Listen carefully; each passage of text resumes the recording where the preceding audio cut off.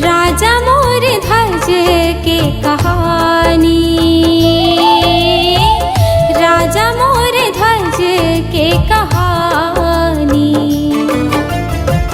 राजा मोर ध्वज के कहानी, राजा मोर ध्वज के कहानी।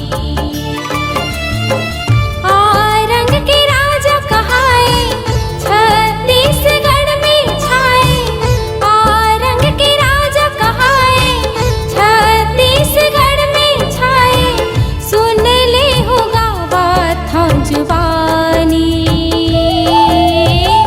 राजा मोर ध्वज के कहानी,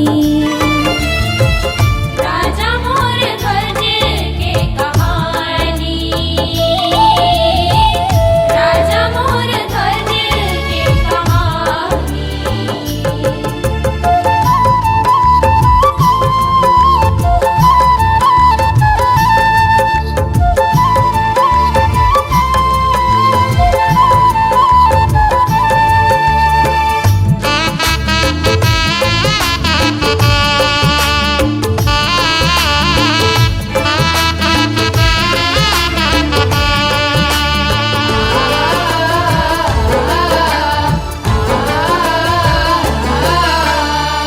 देवभूमि आरंग के राजा वो कहाए, दानी में दानी जाने भारी बुझाए, दानी में दानी जाने भारी बुझाए। देखन लागे हरि मन में भंजाए, पर सोले बर ओखर जो खला जमाए, पर सोले बर ओखर जो खला जमाए। साधु के भेष बनाए संग में भगवा लाए, साधु के भेष बनाए संग में भगवा लाए। भिक्षा न दे दे जी सुजानी,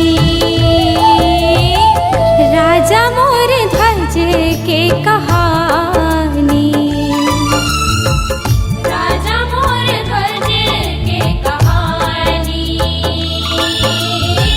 राजा मोर ध्वज के कहानी।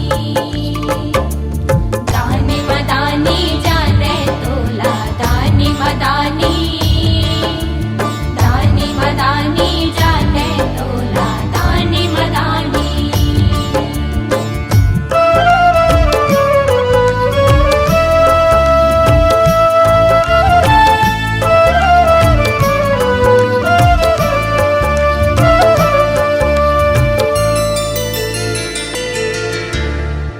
जेवन करा दे राजा वचन सुनाए, काय तुम खाहु देवता देहु बताए, काय तुम खाहु देवता देहु बताए।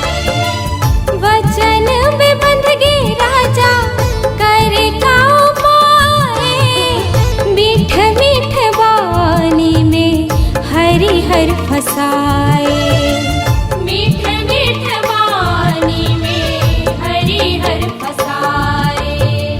बेटा के मांस लतोरे बघवा खाही मोरे, बेटा के मांस लतोरे बघवा खाही मोरे।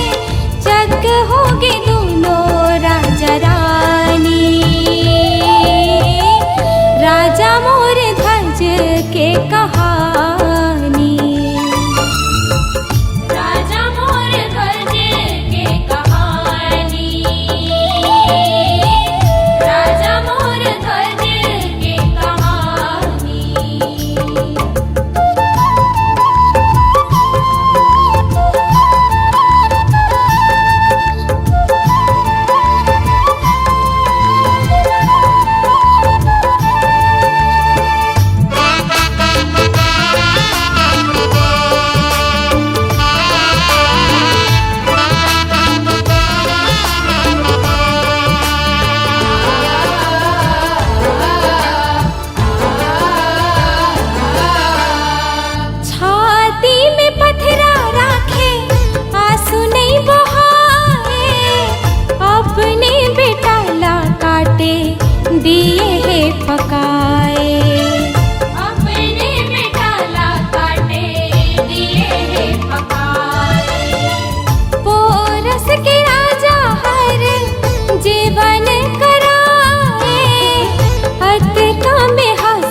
खेलत लइका हाय। अतगा में हंसत खेलत लइका हाय। दर्शन हरि के पाए जग भर दानी छाए। दर्शन हरि के पाए जग भर दानी छाए। देव वर्मा महिमाला बखानी। राजा मोर ध्वज के कहा